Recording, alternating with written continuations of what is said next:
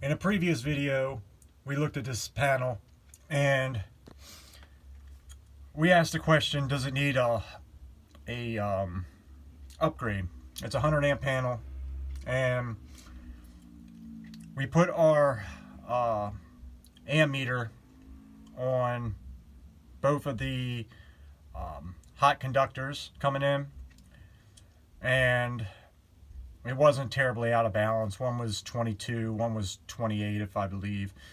And, you know, just based off the ampacity, there's, you know, nothing wrong with using a 100 amp panel.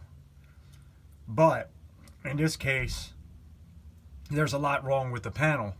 And I'm going to show you some stuff to look out for when you're dealing with these old panels.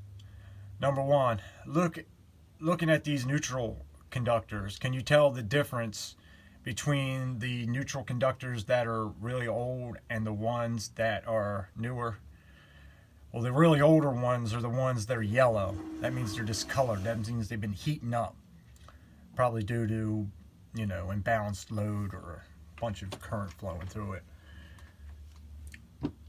Second, what scares me about this panel is there is absolutely no main service disconnect. So that means you can never work in this panel when it's, you know, you can never work in this panel safely without turning the power off. That's a big no-no in my book, but I guess back in the day it didn't really matter. Code was a lot less strict back then, as this house was built in the 50s. Another thing that grabbed my attention, looking at the ground and neutral bar in this, can you see what's missing? You got it right. There is no grounding electrode conductor present. All that's here is a neutral. So now that we've determined that we're missing a grounding electrode conductor, we don't have a main service disconnect, and you know, you got, this would be a problem in and of itself, the neutrals being discolored. That would be rewiring the house, but right now we're just looking technically at the panel, so we'll ignore that for the moment.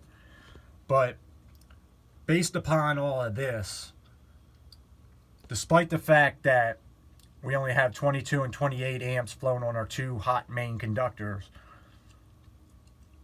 I would have to say that at a minimum we would need to add some sort of service main disconnect, and definitely a grounding system. That's dangerous. So if you're going to invest all that time and money, you might as well upgrade it to a 200 amp service. It's just something to consider whenever you're dealing with these older houses and these, you know, 100 amp panels, is that, you know, the codes back then were just not as, you know, not as strict. And it's a shame, because, you know, a lot of money could be saved if it was, but that's not the case.